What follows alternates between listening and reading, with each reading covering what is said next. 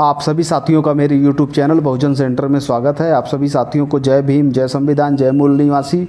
साथियों, यदि आप लोग मेरे चैनल पर नए हैं तो सबसे पहले चैनल को सब्सक्राइब कर दीजिए और बेल आइकन को प्रेस कर दीजिए ताकि जब भी मैं कोई नई वीडियो अपलोड करूं तो उसका नोटिफिकेशन आप लोगों के पास में जाए।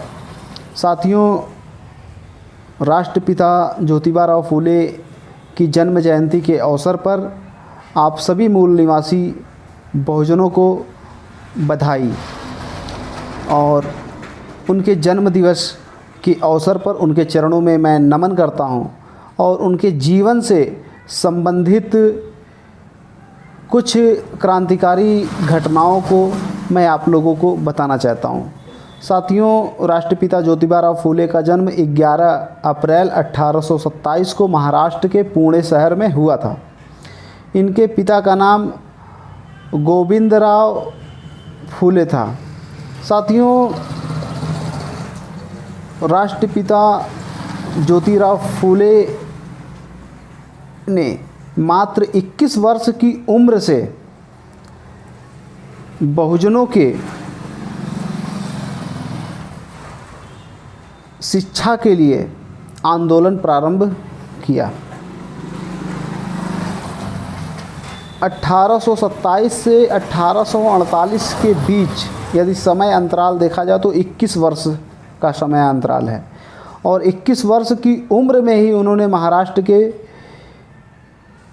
पुणे शहर में सबसे पहले शूद्रों अतिशूद्रों के लिए विद्यालय की स्थापना की।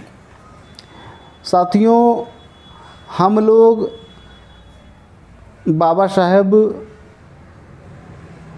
के गुरु के रूप में राष्ट्रपिता ज्योतिबा फूले को तो जानते हैं, लेकिन राष्ट्रपिता ज्योतिबा फूले को किससे प्रेरणा मिली, किसकी वजह से उन्होंने शूद्रों अतिशूद्रों की आज़ादी के आंदोलन के लिए काम करना प्रारंभ किया, ये मैं आप लोगों को बताना चाहता हूँ। साथियों, तो जब हमने अध्ययन किया तो इसके पीछे छत्रपति शिवाजी महाराज के प्रेरणा की वजह से, उनके आंदोलन की वजह से, उनके जीवन संघर्ष की वजह से ज्योतिबा फूले को प्रेरणा मिली और उस प्रेरणा का उपयोग करके उन्होंने शूद्रों अतिशूद्रों के लिए स्कूल खोला, जिससे जो वर्णवादी व्यवस्था समाज में स्थापित थी, शिक्षा के जरिए उसको ध्वस्त किया जा सके। साथियों, राष्ट्रपिता ज्योतिबा फूले के समकालीन पूना का एक ब्राह्मण था। उस ब्राह्मण का नाम विष्णु शास्त्री चिपलूणकर था। साथियों, एक बार विष्णु शास्त्री चिपलूणकर ने कहा कि फूले को कौन जानता है, फूले को तो सिर्फ भाम्बुर्डा और हपसड़, ये महाराष्ट्र की 2 गांव थे, इन गांवों के अलावा फूले को कोई जानता नहीं है। लेकिन साथियों, उस ब्राह्मण ने जो कहा, उस ब्राह्मण को आज कोई नहीं जानता और हमारे राष्ट्रपिता ज्योतिबा फूले का नाम आज भारत के हर कोने कोने में फैल चुका है। क्यों फैल चुका है? क्योंकि उन्होंने अपना पूरा जीवन बहुजन समाज के लिए समर्पित कर दिया।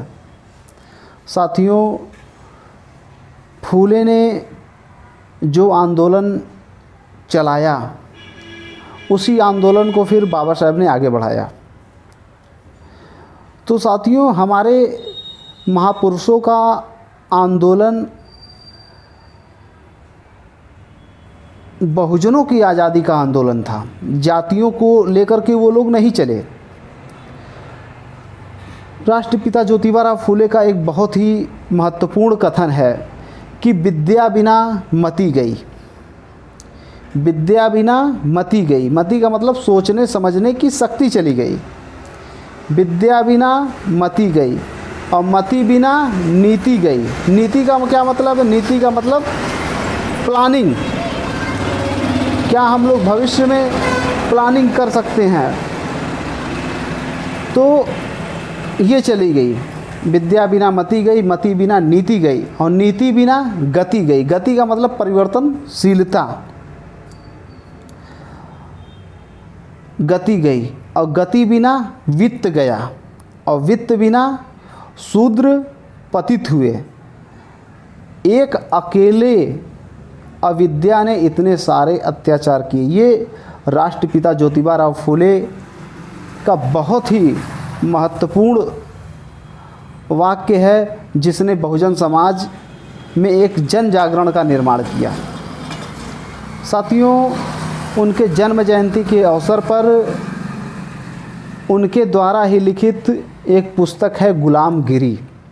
साथियों, इस पुस्तक को आज के समय में हर बहुजन समाज के घर में ज़रूर होना चाहिए। साथियों, क्योंकि भारत की जो शिक्षा प्रणाली है, तार्किक शिक्षा यहाँ पर नहीं दी जा रही है। साथियों, इस पुस्तक में राष्ट्रपिता ज्योतिबा फूले ने बहुत ही अच्छे तरीके से ब्राह्मणवाद के ऊपर प्रहार किया है। और उनके एक साथी हैं धोंडिबा। साथियों, उनके एक दो कथनों को पढ़कर मैं सुनाना चाहता हूँ। साथियों, यदि राष्ट्रपिता ज्योतिबा फूले का आंदोलन नहीं होता तो फिर बाबा साहेब का आंदोलन भी नहीं होता। इसमें एक बार बाबा साहेब ने कहा है, क्योंकि मैं अपने महापुरुषों की विचारधारा को स्थापित करने के लिए राष्ट्रपिता ज्योतिबा फूले और बाबा साहेब की जो विचारधारा है, दोनों लोगों को मैं समझाना चाहता हूँ। देखिए बाबा साहेब ने क्या कहा है। डॉक्टर बाबा साहेब अम्बेडकर ने उन्हें संत कबीर तथागत बुद्ध के साथ अपना गुरु माना। वस्तुतः बाबा साहेब ने एक बार ऐसा कहा था कि अगर इस धरती पर राष्ट्रपिता फूले जन्म नहीं लेते तो अंबेडकर भी निर्माण नहीं हो सकता था। राष्ट्रपिता फूले के आंदोलन को भारत की सामाजिक क्रांति के इतिहास में इतना विशेष स्थान है। 19वीं सदी में इस दिशा में उन्होंने पथ प्रदर्शक प्रयास किए और कदाचित इन्हीं कारणों से उनका जीवन चरित्र लेखक धनंजय कीर ने अपनी पुस्तक में उनका भारतीय समाज क्रांति के प्रेरणता इन शब्दों से गौरव किया है। साथियों, राष्ट्रपिता फूले का जो आंदोलन चलाया गया था वो आज फिर से समाज में स्थापित करने की ज़रूरत है। और उनके द्वारा जो पुस्तक है गुलामगिरी, इस पुस्तक को बहुजन समाज के हर घर में ज़रूर होना चाहिए। साथियों, इस पुस्तक से मैं कुछ महत्वपूर्ण चीज़ें आप लोगों को बताना चाहता हूँ। साथियों, राष्ट्रपिता ज्योतिबा फूले और धोंडिबा उनके एक सहयोगी हैं। इन दोनों लोगों के बीच में संवाद हो रहा है और उस संवाद को राष्ट्रपिता ज्योतिबा फूले ने तर्क के आधार पर स्थापित करने का काम किया है। और जो ब्रह्मा, सरस्वती, आर्य लोग, इन लोगों की उत्पत्ति के बारे में तर्क के जरिए प्रहार करने का काम किया है। साथियों, धोंडिबा जो है राष्ट्रपिता ज्योतिबा फूले से पूछते हैं, यूरोप भूखंड के अंग्रेज, फ्रेंच आदि दयालु सरकारों ने एकत्रित होकर गुलाम बनाने की बंदी की।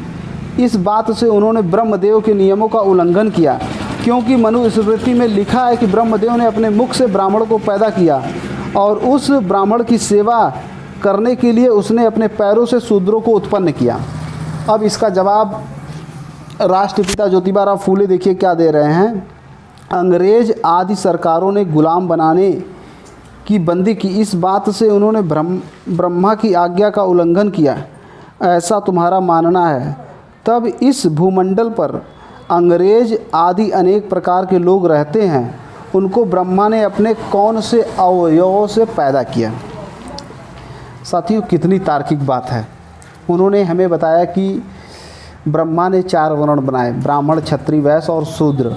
तो धोंडिबा को राष्ट्रपिता ज्योतिबा फूले समझा रहे हैं कि यदि ब्राह्मण ब्रह्मा के मुख से पैदा हुआ है, भुजाओं से क्षत्रिय पैदा हुआ है, पेट से वैश्य पैदा हुआ और पैरों से शूद्र पैदा हुआ है, तो फिर अंग्रेज लोग ब्रह्मा के किस अंग से पैदा हुए हैं। ये कितना तार्किक लॉजिक जो है राष्ट्रपिता ज्योतिबा फूले के द्वारा दिया गया।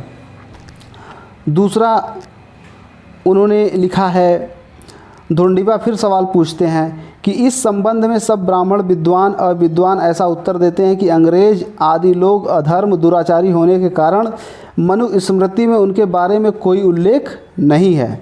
फिर ज्योतिबा फूले फिर जो है कहते हैं, इस बात से तुम्हारे इस मत में के अनुसार क्या ब्राह्मणों में कोई भी अधर्मी दुराचारी नहीं। ढोंडिबा फिर कहते हैं, खोज करने से अन्य लोगों की अपेक्षा ब्राह्मणों में अधिक अधर्मी अधिक दुराचारी लोग हैं ऐसा दिखाई देता है। ढोंडिबा फिर सवाल करते हैं, इस बात से सिद्ध होता है कि मनु ने जो उत्पत्ति लिखी वह सर्वथा झूठ है क्योंकि वह सब मनुष्यों को लागू नहीं होती है। ज्योतिबा फूले कहते हैं, इसलिए अंग्रेज आदि लोगों में से जानकारों ने ब्राह्मणों के पुस्तक कर्ताओं की बेईमानी को समझकर गुलाम बनाने की बंदी की। यदि ब्रह्मा सभी मनुष्य की उत्पत्ति का कारण है तब वे गुलाम बनाने की बंदी नहीं करते। मनु ने चार वर्णों की उत्पत्ति लिखी, उसकी शेष संपूर्ण सृष्टि कर्मों के साथ जांच करने से वह सब झूठ है ऐसा समझ में आएगा। ढोंडिबा अर्थात कैसे। ज्योतिबा फूले फिर जवाब देते हैं, ब्राह्मण ब्रह्मा के मुख से पैदा हो गए परंतु सभी ब्राह्मणों की मूल माता ब्राह्मणी व ब्रह्मा के कौन से इंद्रिय से पैदा हो गई, इसके बारे में मनु ने कुछ भी लिख कर नहीं रखा। यह कैसे। ढोंडिबा फिर कहते हैं, हो सकता है कि उन विद्वान ब्राह्मणों के कथन के अनुसार वह अधर्मी दुराचारी ही हो सकती हैं, इसलिए फ़िलहाल उन्हें म्लेच्छ की कतार में बैठाओ ऐसा कहा। साथियों, आज का हमारा पढ़ा लिखा वर्ग उसके अंदर तर्क करने की क्षमता बिल्कुल समाप्त हो गई है। यदि वो इस पुस्तक को पढ़ता है तो उसके अंदर तर्क करने की क्षमता का विकास होगा और इतिहास में हमारे इतिहास के साथ कैसे धोखेबाजी हुई है और उन्होंने ब्राह्मणवादी व्यवस्था को स्थापित करके कैसे यहाँ के मूल निवासियों को गुलाम बनाया है। यदि आप लोग इस पुस्तक को पढ़ते हैं तो आप लोग समाज में एक नई जनजागृति का आगाज़ करेंगे। साथियों, मैं आप लोगों से ये अपील करना चाहता हूँ कि राष्ट्रपिता ज्योतिबा फूले की जन्म जयंती यदि आप लोग मना रहे हैं और बहुजन समाज को एक संदेश देना चाहते हैं तो सबसे पहले जो आप लोग प्रबोधन करते हैं उसको अपने जीवन में स्वयं अमल पे लेके आना होगा। यदि हम लोग स्वयं उनकी बातों को अपने जीवन में अमल में लाते हैं तो ही बहुत बड़े परिवर्तन की अपेक्षा की जा सकती है और आप दूसरे से भी अपेक्षा कर सकते हैं।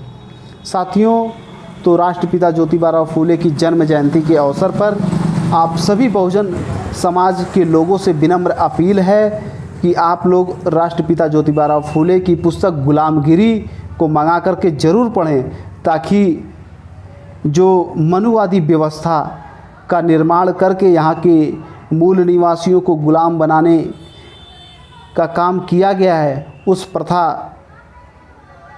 पे प्रहार किया जा सके और तर्क करने की क्षमता बहुजन समाज के अंदर विकसित हो। इस मौके पर मैं इतना ही कहना चाहता हूँ। आप लोगों ने मेरी बात को ध्यान से सुना, इसके लिए आभार, धन्यवाद। जय भीम, जय संविधान, जय मूल निवासी।